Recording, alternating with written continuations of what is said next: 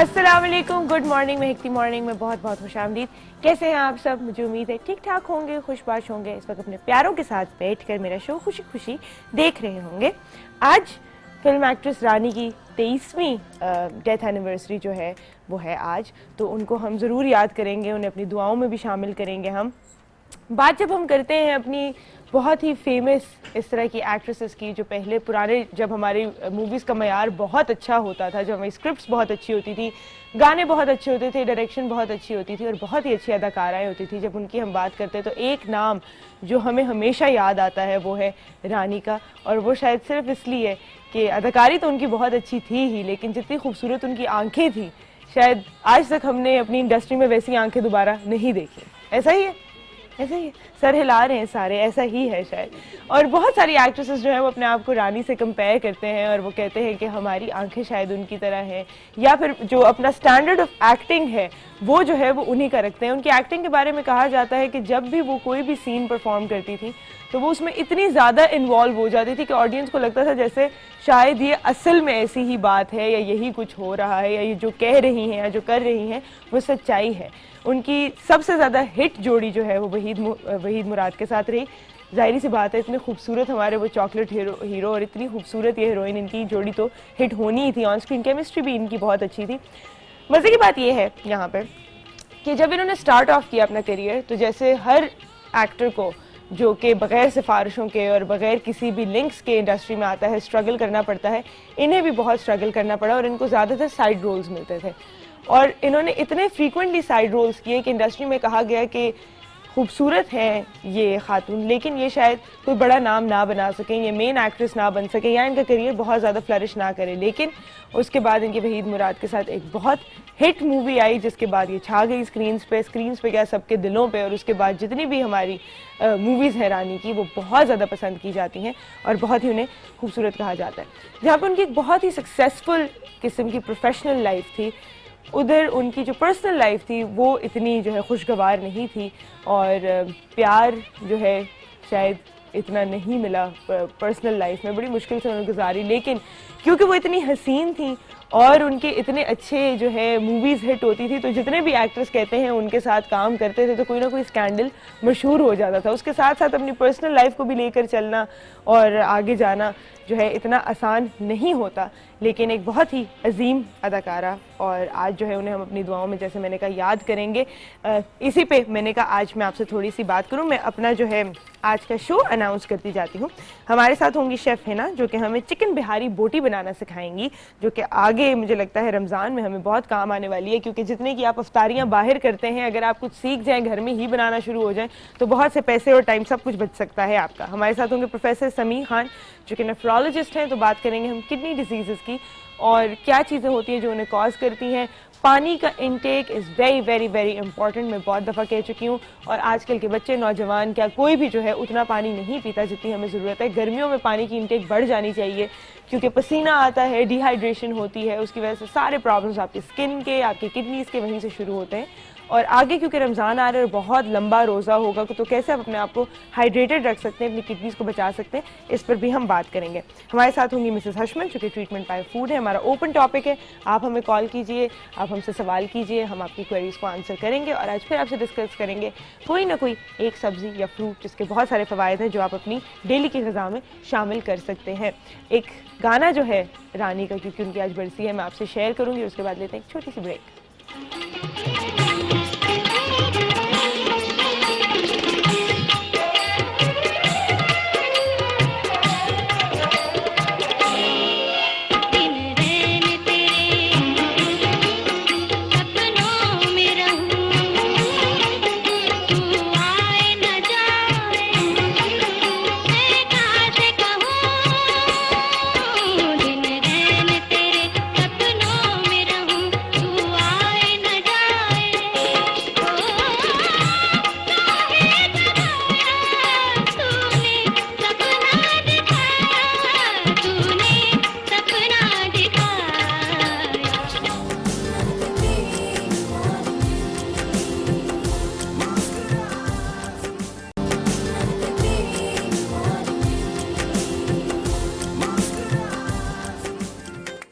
महकती morning में एक बार फिर खुशामदीद। सबसे पहले तो अस्सलाम वालेकुम, कैसी हैं आप? जुमा मुबारक, कैसी हैं आप? आपको भी खैर मुबारक। क्या बनाने लगे हम आज? आज हम बड़ी टिपिकल सी डिश बना रहे हैं, चिकन बिहारी बोटी। चिकन बिहारी बोटी बड़ी पसंद है भाई, सबको बहुत पसंद है चिकन बिहारी बोटी। ये जरा स्पाइसी होगी, हाँ, और ये बड़ी ट्रेडिशनल सी डिश है, घर पे बनाए आराम से बगैर रेस्टोरेंट जाए एंजॉय कर सकते हैं आप लोग। ऐसे इसको बीफ में भी बना सकते हैं, लेकिन बीफ में यहाँ पे थोड़ा मसला होता है, गलने का इश्यू होता है, तो इसलिए हम इसको चिकन में बनाएंगे ताकि जरा इंस्टेंट बन जाए घर पे। वैसे भी गेस्ट आ जाए तो बड़ी क्विक सर्विस ही हो जाती है, हर चीज होती है घर में, वही चीजें जो हमारे घर में किचन के अंदर कैबिनेट्स में हर चीज है, वही ऐसे बनाने का मेथड थोड़ा डिफरेंट हो जाता है। ठीक है, तो आज हम चिकन बिहारी बोटी अच्छा, इसमें ऑयल यूज होगा? बिल्कुल, आज ऑयल हम कैन ऑलिव यूज करेंगे। कैन ऑलिव यूज कर रहे हैं। मैं यहाँ पे एक बात बताना चाहूंगी कि आगे क्योंकि आ रहा है रमजान, तो आपको यूज करना होगा बहुत ज्यादा ऑयल पकोड़े फ्राई करने के लिए, समोसे फ्राई करने के लिए। और वैसे न्यूट्रिशनिस्ट और डॉक्टर्स आपको मना करते हैं ज्यादा ऑयल यूज करने से, लेकिन एक ऑयल जो डॉक्टर्स और न्यूट्रिशनिस्ट भी मना नहीं करते यूज करने से, वो है कैन ऑलिव ऑयल, क्योंकि इसके अंदर है सनफ्लावर कैनोला ऑयल और उसके साथ ऑलिव ऑयल एक्सट्रैक्ट्स, जो कि एक्चुअली आपके हेल्थ के लिए बेनिफिशियल है। और पना जो कि पाकिस्तान नेशनल हार्ट एसोसिएशन है, इसने भी जो है इसको तस्लीम किया है। तो हेल्दी लाइफस्टाइल अपनाइए और कैन ऑलिव ऑयल जो है उसको इस्तेमाल करें। ये सुंदर सी बड़ा अच्छा ऑयल है ना? हाँ, ये आज से जब 1-1.5 साल पहले मार्केट में नया लॉन्च हुआ था, तब मैंने इसको स्टार्ट किया था। अच्छा। और नो डाउट कि एक तो ये यूज बहुत कम होता है और है बहुत अच्छा। ऑलिव ऑयल भी है इसके अंदर, क्योंकि ज्यादातर रेसिपीज में ऑलिव ऑयल का बहुत यूज होता है। बिल्कुल, लेकिन लोगों को यूज करना नहीं आता, यही बात मेरे पेरेंट्स बताई थी, क्योंकि उसको आप ज्यादा पका नहीं सकते। तो ये इसके अंदर 2-3 ऑयल्स मिक्स हैं, इसके साथ आपको अच्छा टेस्ट आता है खाने के लिए भी। बिल्कुल। अच्छा, हम अपने इंग्रेडिएंट्स बता देते हैं, स्टार्ट करते हैं हम। सबसे पहले ये मेरे पास योगर्ट है। कोशिश करें कि अगर आप इसको, ये मैं साथ इंग्रेडिएंट्स बताते जाऊंगी क्योंकि बहुत छोटी सी रेसिपी है, साथ ही बन जाएगी। ठीक है। कोशिश करें कि अगर आप इसमें से इसका पानी निकाल लें, अच्छा ठीक तो जरा थिक हो जाएगा, तो जरा ज्यादा गाढ़ा सा अच्छा हो जाएगा। ये मेरे पास और तकरीबन 3 पाव के करीब चिकन है। अच्छा, ये है इसके अंदर भुना हुआ बेसन।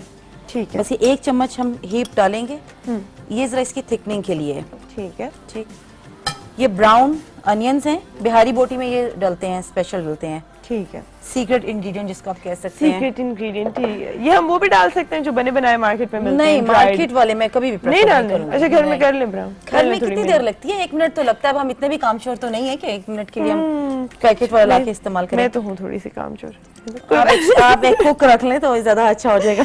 अच्छा, साथ में हम लोग अब गार्लिक पेस्ट है, ये मेरे पास फ्रेशली। ये है मेरे पास क्रश रेड चिली पाउडर। ठीक है। अच्छा, जरा ये स्पाइसी होती है, तीखी होती है, इसे हम जरा स्पाइसी ज्यादा रखेंगे। ये है क्यूमिन सीड, जीरा, लेकिन इसको मैंने रोस्ट किया है और साथ में थोड़ा क्रश किया हुआ है, इससे इसका जो है ना अरोमा बहुत अच्छा आता है। जबरदस्त। लेमन जूस थोड़ा सा, 1 टीस्पून, 1 से 2। Salt as per your required, क्योंकि कुछ लोगों को कम पसंद है। अच्छा, ये है हल्का सा ऑरेंज कलर, जस्ट पिंच। अच्छा, सिर्फ आपके इसको कलर देने के लिए चिकन को, क्योंकि जब आप चिकन कुक करेंगे उसके बाद प्लेटर में निकालेंगे तो बड़ा अच्छा, बहुत अच्छा आता है। और इसमें सबसे लास्ट मगर मेन इंग्रेडिएंट जो है वो है कैन ऑलिव ऑयल। ठीक है, जो हम ये यूज करेंगे।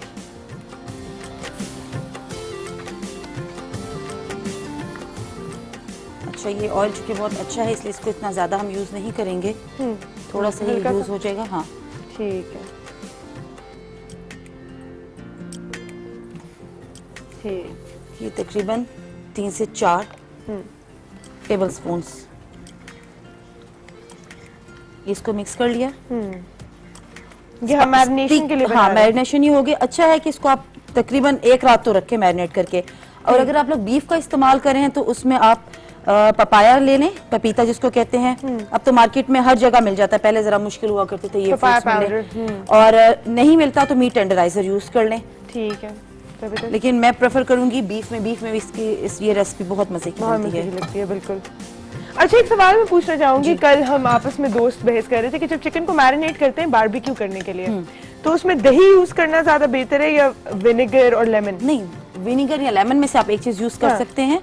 ताकि वो थोड़ा सा टेंडर जल्दी हो जाता है। जो योगर्ट तो उसकी बेसिक में आएगा ही ना, दही तो आएगा। योगर्ट डालना ही डालना है मैरिनेशन हाँ, के लिए? डालना है वो। इसमें है कि अगर आप ईरानी बोटी बना रहे हैं या आप अफगानी बना रहे हैं या आप बना रहे हैं मलाई बोटी, उसमें फिर आप दही इस्तेमाल ना करें। अच्छा, सही, ठीक है। लेकिन अगर मैरिनेशन में डालना, हाँ, अगर आप रेगुलर ये टिक्का यूज करें ना, तो फिर तो आप इस्तेमाल करेंगे दही, फिर तो इस्तेमाल उसके लिए जरूरी हो जाएगा। बस यूजुअली जब आप सीखों पे लगाते हैं इन बोटियों को तो दही जल नहीं, कम इस्तेमाल करें ना, बहुत ज्यादा नहीं यूज करें। अब मैं चूंकि इसको या तो इसको आप बेक कर लें या मैं पैन में बनाऊंगी, तो मेरे इसलिए क्वांटिटी इसकी थोड़ी ज्यादा रखी है। लेकिन जब हम चारकोल के ऊपर बनाते हैं, कोयलों के ऊपर बनाते हैं, तो फिर इसमें बिल्कुल कम कम हो, इतना हो कि बस ये इस तरीके से स्कीवर के ऊपर लग जाए। ठीक है, हम ऐसा करते हैं, हम लेते हैं एक छोटी सी ब्रेक और इसको रहने देते हैं, जब तक हम इसको मैरिनेट कर देते हैं। एक दफा दोबारा बताती चलूं आपको, कैनोलिव ऑयल के अंदर है पावरफुल एंटीऑक्सीडेंट्स जो हेल्प करते हैं आपको बहुत सारे जो है डिजीजेस से दूर रहने के लिए। तो एक हेल्दी लाइफस्टाइल, एक हेल्दी ऑयल, क्योंकि ऑयल आपकी रोजमर्रा की जिंदगी का हिस्सा है, आपने इस्तेमाल करना होता है, तो एक हेल्दी चॉइस जैसे कैनोलिव ऑयल है, इसका इस्तेमाल कीजिए। लीजिए एक छोटी सी ब्रेक के बाद वापस आते हैं और हम अपनी बिहारी बोटी यहाँ पे पकाएंगे।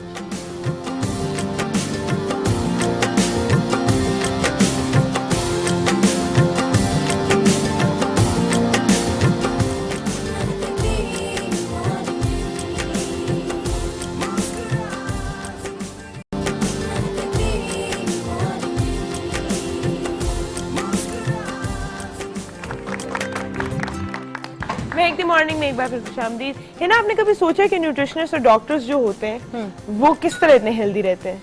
मुझे तो लगता है वो बहुत ज्यादा डाइट प्लान्स को फॉलो करते हैं और फिर डॉक्टर्स को पता होता है क्या खाना है क्या नहीं खाना। हम जैसे लोगों को जो है ना डॉक्टर्स की जरूरत पड़ती है। बिल्कुल ऐसा ही, हमारे पास डॉक्टर साहब आएंगे भी, उनसे भी हम ये बात करेंगे, आज उनसे बहुत सारे डिस्कशन। लेकिन मुझे लगता है ऐसा तो नहीं हो सकता कि कोई भी डॉक्टर जो है वो कम्प्लीटली ऑयल जो है इस्तेमाल करना छोड़ दें या कम्प्लीटली जो भी नुकसानदेह चीजें होती है वो इस्तेमाल करना छोड़ दें। करते वो क्या है कि वो सबसे आला मेयार की जो है वो चीज इस्तेमाल करते हैं। डॉक्टर्स बड़े कॉन्शियस होते हैं। बिल्कुल बिल्कुल, और सबसे आला मेयार की जब वो चीज इस्तेमाल करते हैं तो उसके अंदर आते हैं स्टैंडर्डाइज चीजें, जिस तरह कैनोलिव ऑयल है जो कि पाकिस्तान नेशनल हार्ट एसोसिएशन की तरफ से भी अप्रूव्ड है, जिसमें है कैनोला सनफ्लावर ऑयल और साथ में है ऑलिव ऑयल एक्सट्रैक्ट जो कि जिसके अंदर पावरफुल एंटीऑक्सीडेंट्स, एक तो ये जो है ना टंग ट्विस्टर, जिसके अंदर है पावर एंटीऑक्सीडेंट्स और वो हेल्प करते हैं आपको बहुत सारे हार्मफुल डिजीजेस को फाइट ऑफ करने में। तो एक हेल्दी चॉइस जो न्यूट्रिशनिस्ट और डॉक्टर्स की भी है, उसी को आपको भी अपनी लाइफ में भी इस्तेमाल करना चाहिए। अच्छा, यहाँ पे हमने क्या देखो सुंदस, यहाँ पे ये था कि मैंने जो चिकन मैरिनेट किया था, हमारे पास तो टाइम शॉर्ट होता है, हमने उसको इंस्टेंट बनाना है, तो मैंने 1 से 2 टेबलस्पून कैनोलिव ऑयल के डाले हैं और ये जो चिकन मैरिनेट किया हुआ था ये सारा इसके अंदर डाल दिया। अच्छा, लास्ट में जब हम इसको प्लेट आउट करेंगे उससे पहले ये मेरे पास है कोयला, घर में आप एक कोयला रख लें, जरूरी नहीं ढेर सारे कोयले हो, एक कोयला रखें, साथ साथ गर्म करें और जिस तरह बारबेक्यू का फ्लेवर देना है उसकी खुशबू के लिए इसके ऊपर कोई ब्रेड का पीस या थोड़ी सी एक प्याज का एक टुकड़ा रखें, जैसे मेरे पास एक था, क्लिंग फॉइल रख लें, ठीक है, इसके ऊपर रख के और फिर ये बारबेक्यू के लिए कोयला ऊपर रखूंगी, 1 ड्रॉप ऑयल का डाल के कवर कर दूंगी, सारा स्मोक इसके अंदर चला जाएगा, तो वो एक आपका इंस्टेंट बारबेक्यू तैयार हो जाएगा। बिल्कुल। हमारे साथ एक कॉलर है। अस्सलाम वालेकुम जायदा। हेलो हेलो हेलो, अस्सलाम वालेकुम, कैसी हैं आप? अल्लाह का शुक्र, अल्लाह का करम। आप कैसी हैं? मैं ठीक। किधर थी आप? बड़े दिन बाद याद किया आपने हमें। नहीं, याद तो करते हैं, शो तो मैं सारे देखती हूँ, बस कॉल नहीं लगती है। हाय, कॉल नहीं लगती ना, कॉल नहीं लगती है बस। अच्छा जायदा, मेरा आज का सवाल है कि इंसान के चेहरे पे सबसे ज्यादा खूबसूरत नक्श जो है वो कौन सा होना चाहिए? सबसे ज्यादा क्या नोटिस होता है? इंसान की शख्सियत जो भी पता चलती है वो आपकी आईज से पता, आंखों से पता चलती है। आंखों से पता चलती है, तो आंखें सबसे ज्यादा खूबसूरत होनी चाहिए। खूबसूरत होनी चाहिए और फिर बहुत से लोगों की खूबसूरत होती है, मैं उनको इस्तेमाल नहीं। आंखों को भी देखना, मेरे एक अंकल होते थे, मैं आपको छोटी सी बात बताऊं, उनके बेटे के लिए रिश्ता देखा, मुझे कहा था उन्होंने, कहना आंटी ने कोई लड़की बताओ, मैं गई, उनको मैंने लड़की एक बताई, तो वो कराची यूनिवर्सिटी में पढ़ाते थे हमारे अंकल, अब तो डेथ हो गई थी। उन्होंने कहा भाई जा रही हूँ ना तो ना वो आंखें देखना लड़की की, तो मैंने अपनी ना मुमानी से कहा, मेरी मुमानी की अम्मी थी वो, मैंने कहा मुमानी जान ना आंखें तो बड़ी नहीं है उसकी, तो कहने लगी नहीं नहीं अब्बा जान का ये था मकसद कि आंखें देखना उसकी, आंखों का मतलब ये खूबसूरत नहीं कि आंखों से पता चलता है। हाँ, तो मुझे मैंने वो नोटिस की, आंखें बड़ी छोटी की बात नहीं है, बात ये कि आंखों हाँ, आंखें दिल का आईना होती हैं। आईना होती हैं। आप देखें बहुत से लोग आंखें ऐसी घुमाते, इतने अच्छे प्यारे होते हैं बात करते हुए, उनकी बड़ी पता की आंखें जो है ना इधर होती है, तो वो उससे ना उनकी शख्सियत नहीं पता चल रही होती, अच्छी नहीं लग रही होती। बहुत से छोटी आंखें होंगी मगर बात करने का, आपको देखने का अंदाज जो ना हाँ। वो होता है। तो मैंने वो बात गिरा में बांधी हुई, यकीन माने। क्या बात है भाई, बड़ी जबरदस्त बात की आपने, बाकी बिल्कुल। और ना मुझे तो आपने आज तक कोई गिफ्ट नहीं दिया, बस मुझे ये शिकवा है। जब क्या आप आई- गिफ्ट नहीं दिया आपने? है आपको भी तो गिफ्ट नहीं दी, ये कैसे हो सकता है, ये तो कैसे हो भिजवा सकता है? देना चले राज़ी आज जो है गिफ्ट आपका हुआ, ठीक है, हमारी तरफ से, क्योंकि आपने इतनी प्यारी बात की और आंखों की बात की, तो ऐसा ही है, कितनी सही बात करी थी वैसे, ये कि आंखों से पता चल जाता है कौन शातिर इंसान है, अक्सर कौन लोग आंख मासूम नहीं है। मिलाते हैं आपसे बात करते हुए ना, आंखें इधर उधर घुमाते हैं, आंखें नीचे करते हैं, जब कोई थोड़ा सा गड़बड़ वाली बात होती है तो आंखें नहीं मिलाते। अच्छा, Eye इधर contact मुझे नहीं एक बड़े करते। मजे की बात हुई, जब भी अम्मी से डांट पिट रही होती है ना, और आप नीचे देख रहे हो, इधर उधर देख रहे हो, तो गुस्से से कहती है तुमसे बात कर रही हूँ मैं, मेरी तरफ देखो, और जब आप उनको देख रहे हो तो नीचे देखो। हाँ, घूर रहे हो मुझे, नीचे देखो, शर्म नहीं है तुम्हें? ये भी अदब और बेअदबी में आ जाता है। हम भी कंफ्यूज हो जाते हैं, अम्मा आपकी तरफ देखेंगे, नीचे देखेंगे, कहाँ देखें? पूछ लेना चाहिए। पूछ लेना चाहिए, मैं आपकी तरफ देखकर मैं आपसे डांट सुनूं कि मैं नीचे देखकर डांट सुनूं? पर हुआ है कभी ऐसा आप लोगों के साथ? डांटा है कभी बच्चों को ऐसे? एक आंटी सर हिला रही है, शायद उन्होंने ऐसा किया है। अच्छा, कहाँ तक पहुंची बस ये हमारी हमारी बात? रेसिपी तो ऑलमोस्ट डन हो गई है। ठीक है, जबरदस्त। अच्छा, ये जिस तरह हमने इसको मैरिनेट किया था, ऐसे ही हम सीखों में लगा के इसको एज इट इज आप सीखो पे बारबेक्यू लगाएं कर और सकते हैं। बारबेक्यू हाँ। करें। ठीक है, योगर्ट का इस्तेमाल उसमें थोड़ा कम कीजिएगा। मैंने आपको बताया ना, मैंने थोड़ा सा पैन में बनाना था, इसलिए मैंने इसको किया।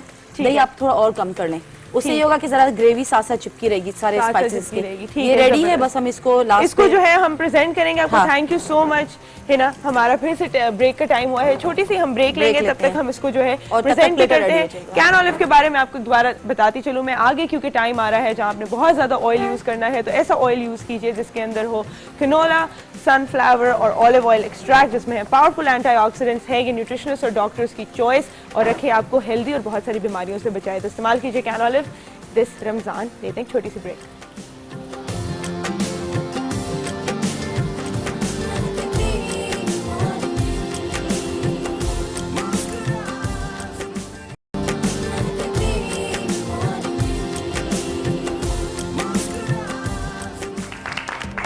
महकती मॉर्निंग में एक बार फिर खुशामदीद। हमें यहाँ पर ज्वाइन किया है हमारे डॉक्टर साहब प्रोफेसर समी खान ने, जो कि नेफ्रोलॉजिस्ट हैं। अस्सलाम वालेकुम।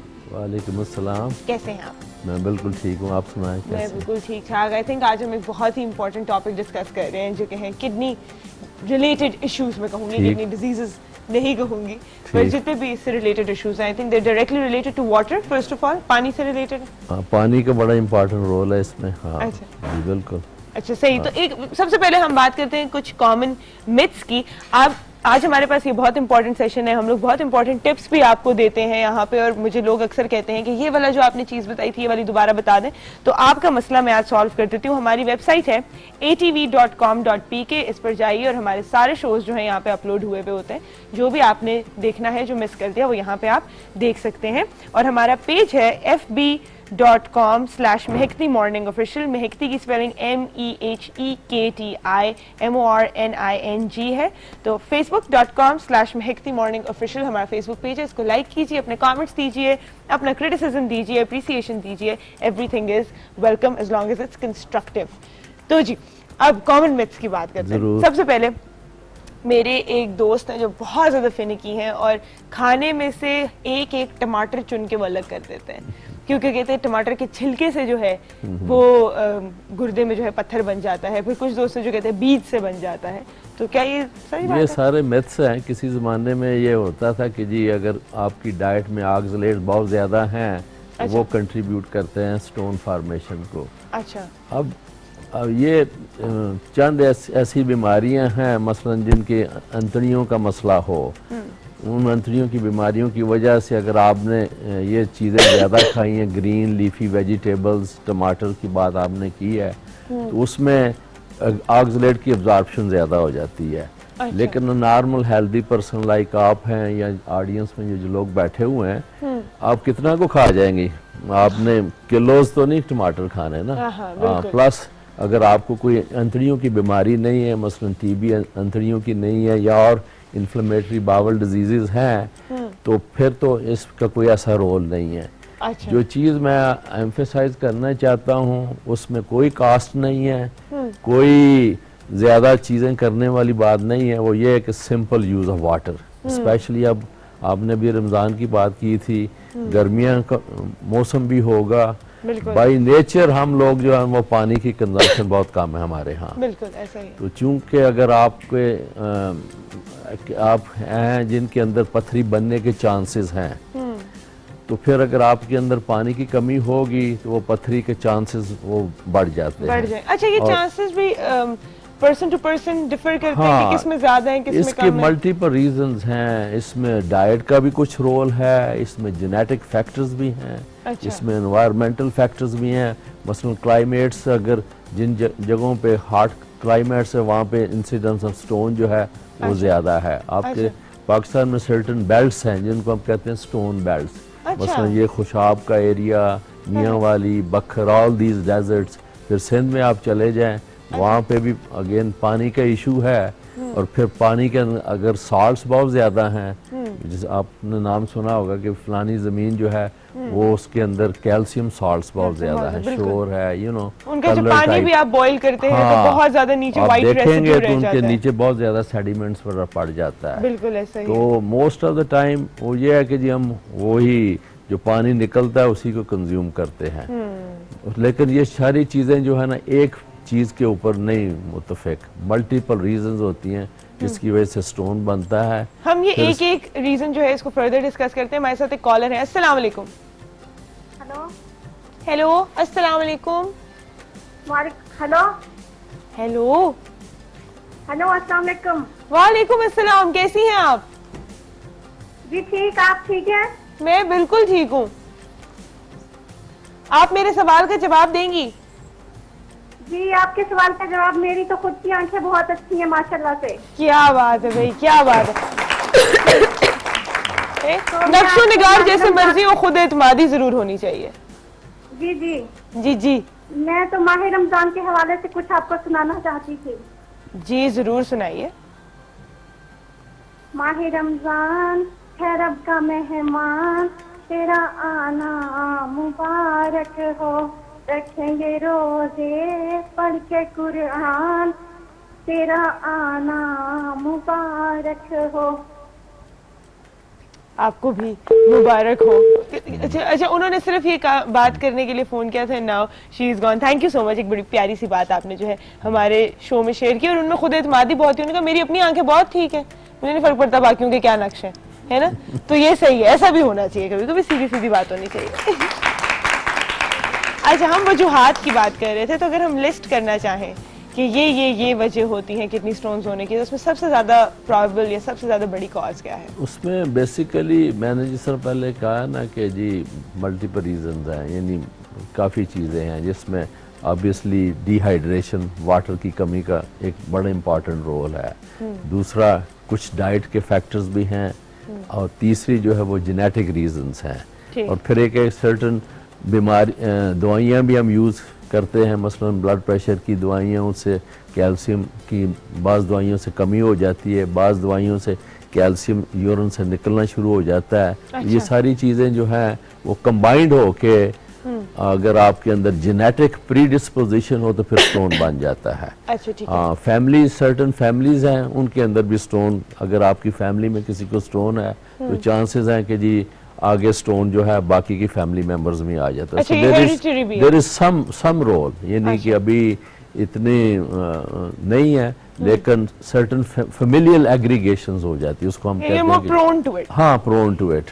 तो लेकिन अगर एनवायरमेंटल फैक्टर्स जो हैं वो इतने हों तो फिर वो स्टोन की प्रोपोगेशन जो है वो ज्यादा हो जाती है। अगर आपको बार बार इन्फेक्शन होती है, certain 8 to 12% of the stone जो है उनको हम कहते हैं जी इन्फेक्शियस स्टोन्स। अगर आपको बार बार इन्फेक्शन है तो वो स्टोन भी जो है ना वो बढ़ते जाते हैं, फिर वो किडनीज को ब्लॉक कर देते हैं। फिर एक स्टेज आती है कि किडनी का फंक्शन जो आहिस्ता आहिस्ता वो कम होना शुरू हो जाता है, हत्ता कि एक स्टेज आती है कि जी जिस्म के अंदर जो फासद मादे हैं, जिसको नाम सुना होगा यूरिया और दूसरी चीजें, वो जिस्म के अंदर आनी शुरू हो जाती है, ब्लड में शामिल होना शुरू हो हाँ, फिर वो उसकी वजह से फिर जिस्म के ऊपर मुज़र असरात शुरू हो जाते हैं। भूख नहीं लगती, खारिश शुरू हो जाती है, रंग पीला पड़ जाता है, अच्छा। बाज़ दफ़ा पेशाब की कमी हो जाती है, बाज़ दफ़ा पेशाब बार बार आता है, सो मल्टीपल रीजंस।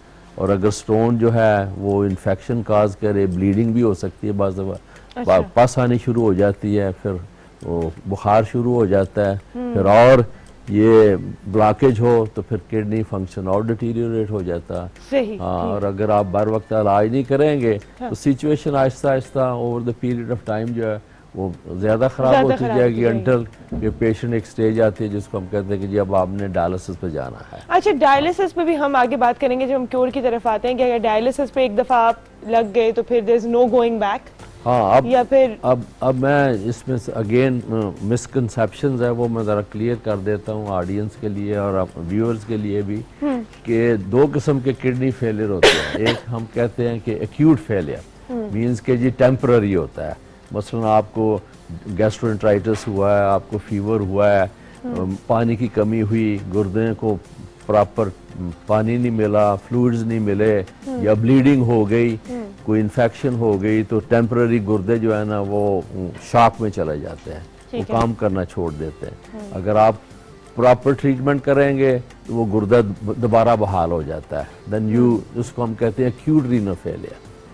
दूसरा जो ज्यादा जिसका मसला है वो है क्रॉनिक किडनी फेलियर, मींस के जी आपको गुर्दों की बीमारी लगी हुई है। मसलन एग्जांपल, सॉरी मैं आपको यहाँ पे इंटरप्ट करूंगी, ये क्योंकि बहुत इंपॉर्टेंट बात है, इसको हम डिटेल में करते हैं। टाइम है छोटी सी ब्रेक का, उससे पहले मैं आपको अपनी रेसिपी दिखा दूं जो कि ऑलमोस्ट रेडी है, और हम इसको अभी जो है वो कोयले का जो है वो एक दम लगा रहे हैं ताकि इसके अंदर एक बारबेक्यू वाला टेस्ट आ जाए, और अगर ये इसी तरह सर्व की जाए तो कितना मजा आए। ब्रेक के बाद आते हैं वापस।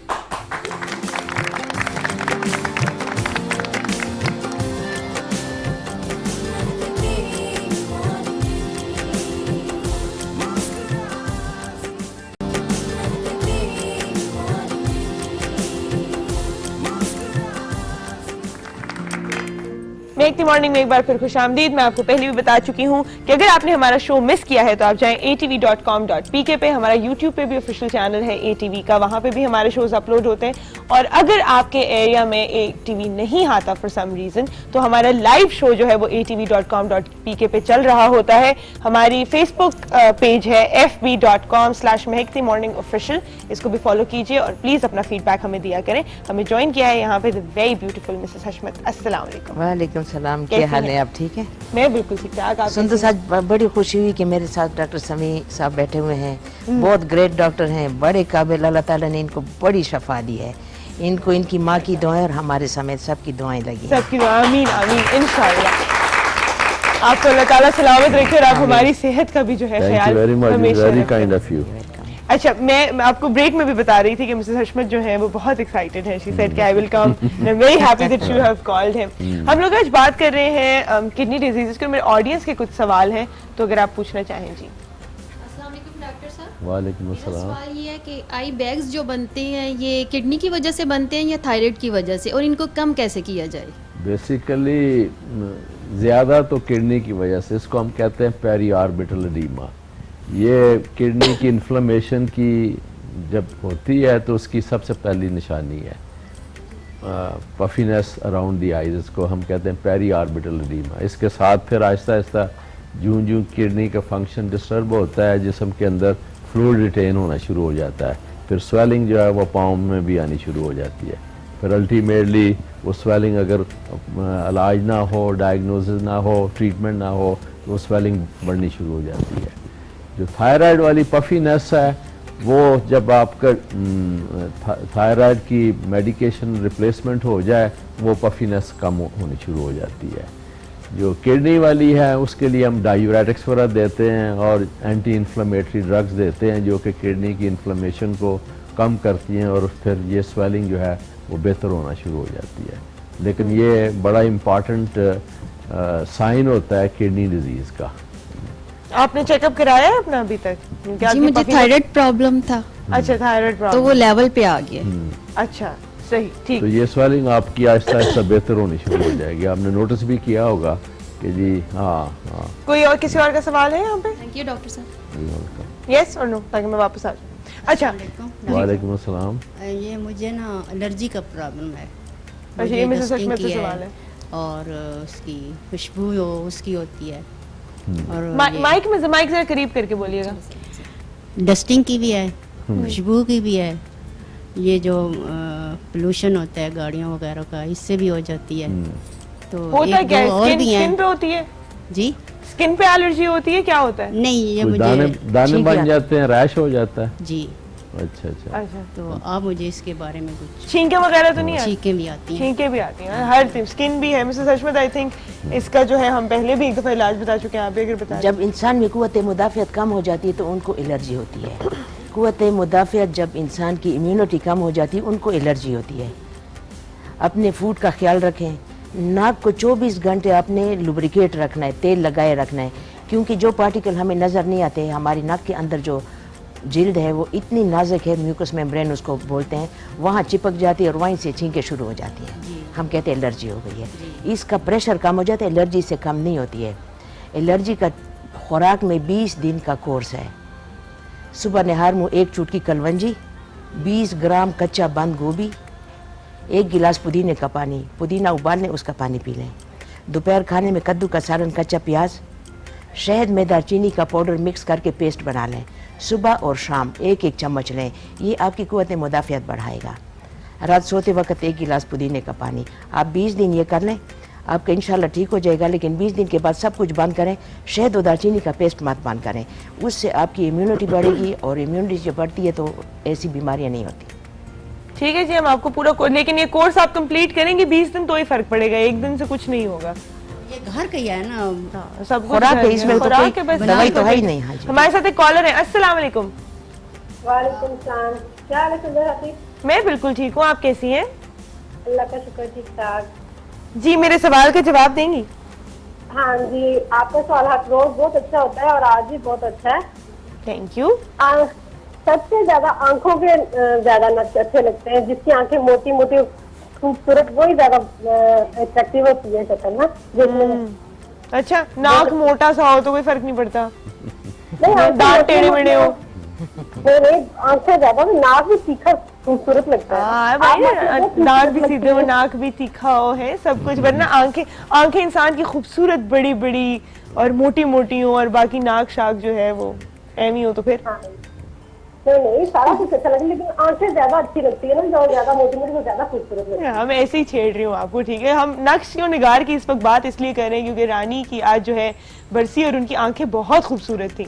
सब जो है उनकी आंखों मिसाल देते हैं। और जो सबसे पहले हमारे कॉलर ने बात की कि सिर्फ आंखें खूबसूरत होना ही काफी नहीं होता, आंखों में अदाएं होना, नजाकत होना, मासूमियत होना या तीखापन होना, वो हर चीज़ जो है बड़ी मैटर करती है। कुछ लोगों की बड़ी शातिर सी निगाहें होती हैं, चाहे जितनी मर्जी खूबसूरत हो। तो बिल्कुल सही की एक बात मैं बार बार कहूँगी कि नक्श की हम बिल्कुल बात करते हैं, बिल्कुल खूबसूरती, लेकिन ये ज़ाहिरी खूबसूरती है, सूरत नहीं सीरत देखनी चाहिए आपको हमेशा, क्योंकि बूढ़ा हर किसी ने होना है, बुढ़ापा हर किसी पे आएगा। ये जो आपकी बॉडी है डिटीरियोरेट करेगी, रह जाती है तो सिर्फ सीरत, और वही जो है इंसान की ज़िंदगी आसान या मुश्किल बनाती है।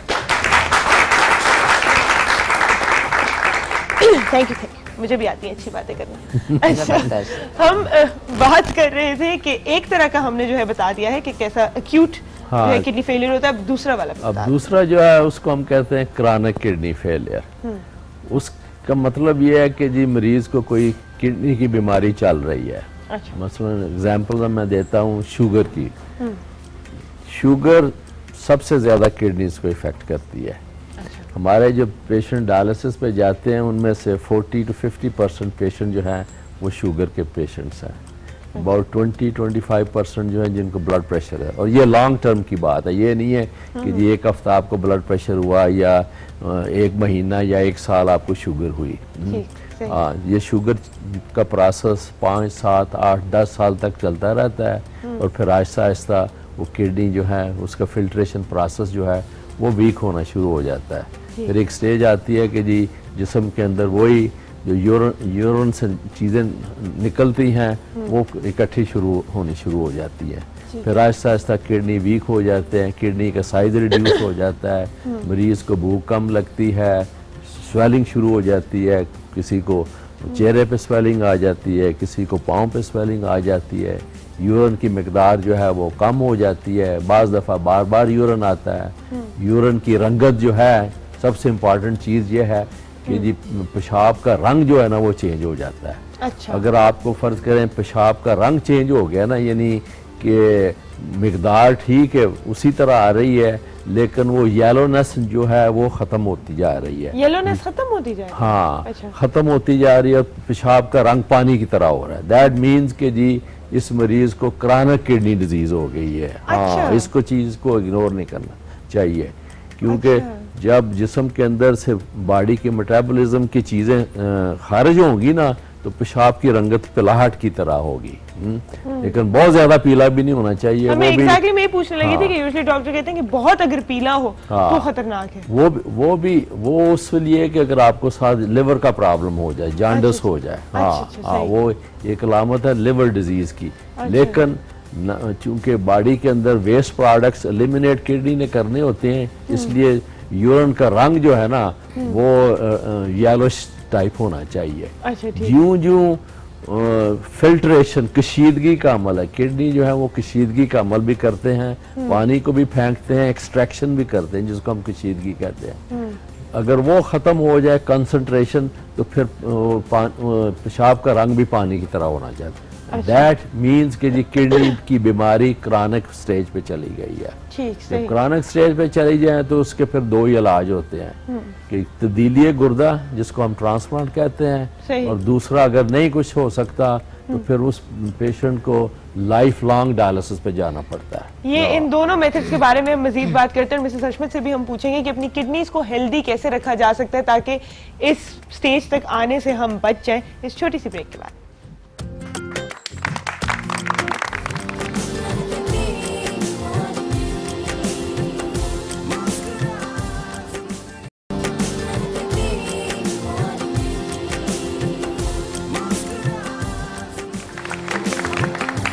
मॉर्निंग में एक बार फिर खुशामदीद। हमारे ऑडियंस के पास एक और क्वेश्चन है, तो आप पूछ लीजिए। अस्सलामुअलैकुम डॉक्टर साहब, मुझे पूछना था कि फेस पे जो दाने निकलते हैं ये किस वजह से निकलते हैं? ऑयली चीज़ें खाने से निकलते हैं या लीवर की बीमारी की वजह से? बड़ा वेग क्वेश्चन है लेकिन अब आप एक्ने की बात कर रही हैं यहाँ के,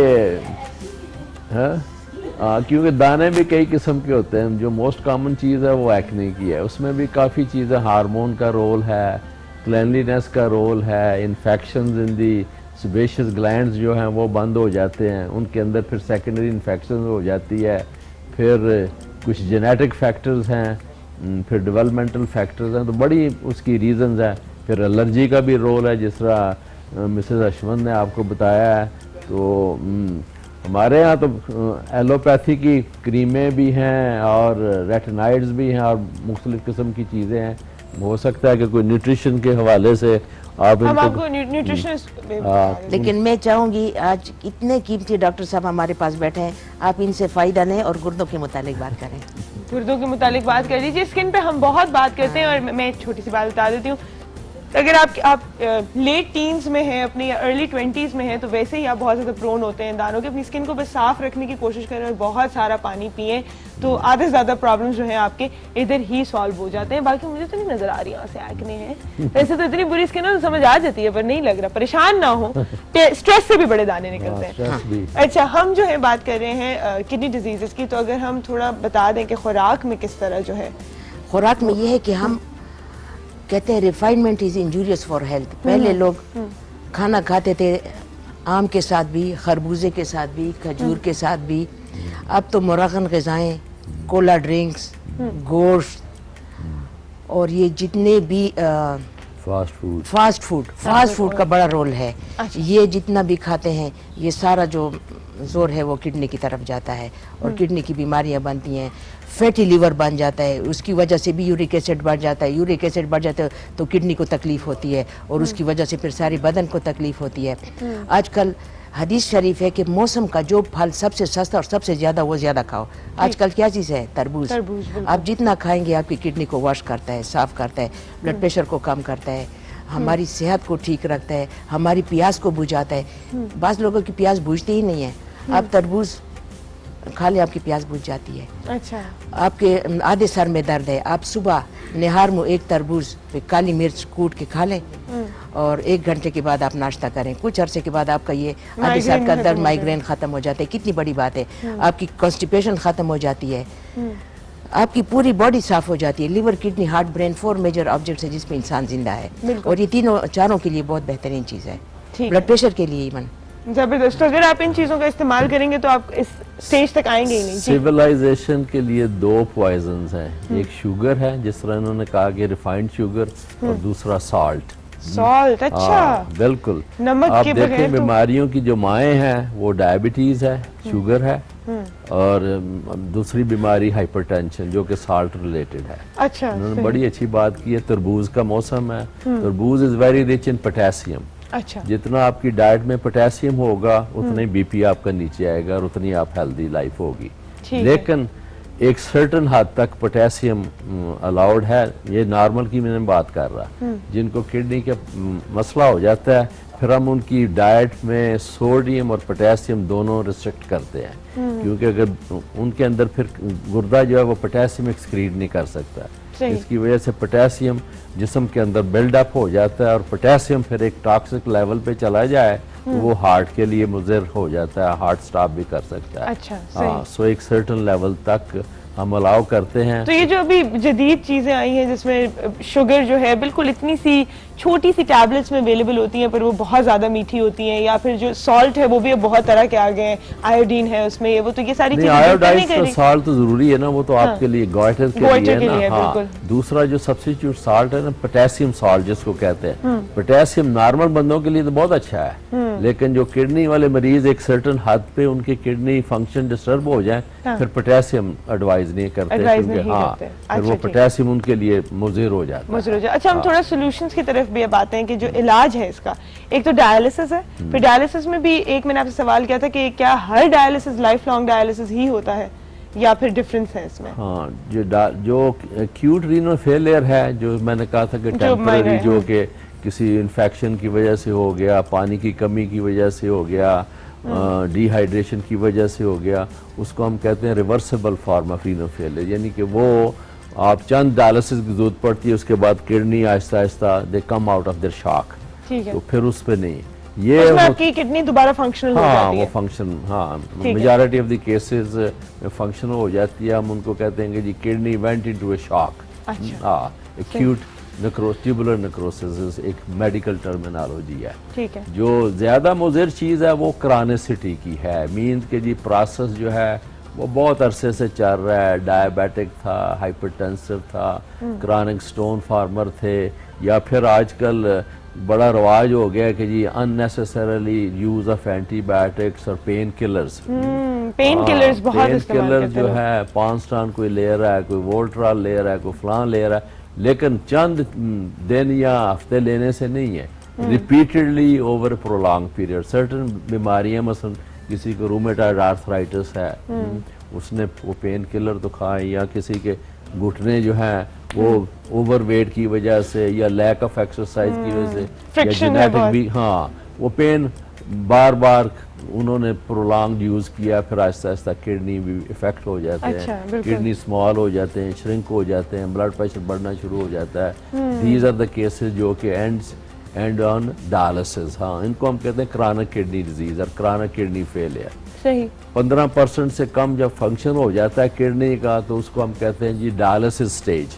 मीन्स के जी हाँ, अब पेशेंट ने डायलिसिस के बगैर कोई नहीं है, अनलेस नंटल के जी तब्दीली गुर्दा, जिसको कि ट्रांसप्लांट कहते हैं। ट्रांसप्लांट के ऊपर हम बात करेंगे ब्रेक के बाद, छोटी सी ब्रेक का टाइम है दोबारा।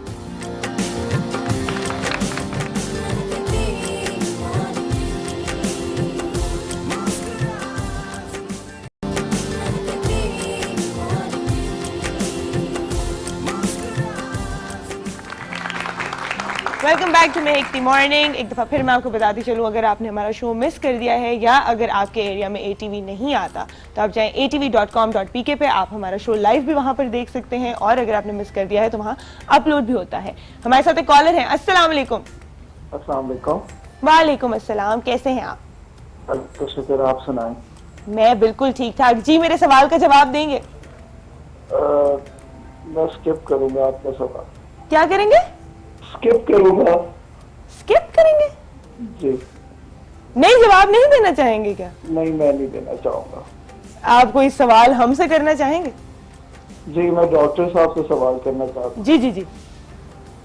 डॉक्टर साहब अस्सलाम वालेकुम, कैसे हैं आप? वालेकुम अस्सलाम, आप कैसे हैं? अल्लाह का शुक्र, अल्लाह का शुक्र। एक्चुअली मैंने आपसे प्रॉब्लम डिस्कस करना था जो मेरे साथ है।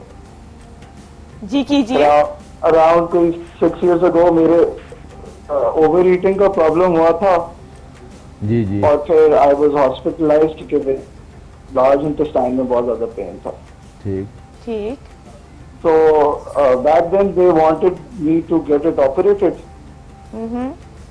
पर हम लोग ने ऑपरेशन नहीं करवाया था क्योंकि मुझे एग्जैक्टली नहीं पता, पर वो कह रहे थे कि ब्लैडर स्पैज़म है।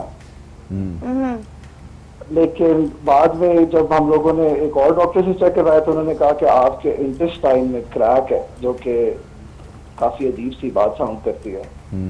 ठीक। अच्छा, अब उसके बाद से ऑलमोस्ट एवरी ईयर में 2 से 3 दफा हॉस्पिटलाइज होता हूँ with pain in my stomach. और फिर मुझे पेन किलर्स लगते हैं। अभी मोस्ट रिसेंटली जो उन लोगों ने डायग्नोज किया, जो कि काफी अजीब सी बात है, वो ये कि मैं एडिक्टेड हूँ पेन किलर से, विच इज नॉट ट्रू। ठीक है, सही। मैं सॉरी बिकॉज हमारे पास टाइम कम है शो का, तो मैं जल्दी से समराइज करना चाहूंगी कि कुछ अरसा पहले जो है आपको ये प्रॉब्लम हुआ और उन्होंने कहा कि आपकी लार्ज इंटेस्टाइन में क्रैक है। सबसे पहले तो हम इसी पे बात कर लेते हैं, और अगर आप पेन किलर से एडिक्टेड हो गए, आप कोई इसकी सब्स्टिट्यूट हो सकता है अगर आपको है पेन तो?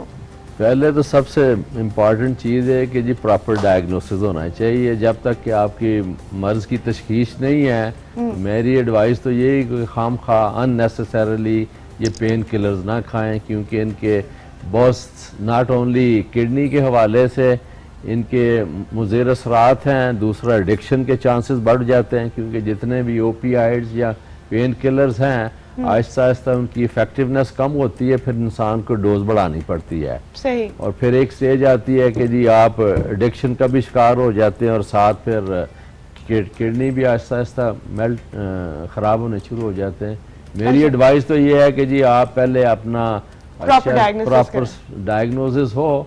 ये क्रैक श्रैक वाली कोई बात नहीं होती, हो सकता है कि वो इन्फ्लेमेशन हो। अगर इन्फ्लेमेशन हो तो फिर ऑब्वियसली अंतड़ियों की है, तो मेरी एडवाइस ये होगी कि किसी गैस्ट्रोएंटरोलॉजिस्ट से आप रब्ता करें और प्रॉपर उसके डायग्नोसिस होना चाहिए इससे पहले कि जी आप इससे ज्यादा मसला। और ये बड़ी अजीब सी बात है कि ओवर ईटिंग की तो इंटेस्टाइन्स क्रैक हो गई।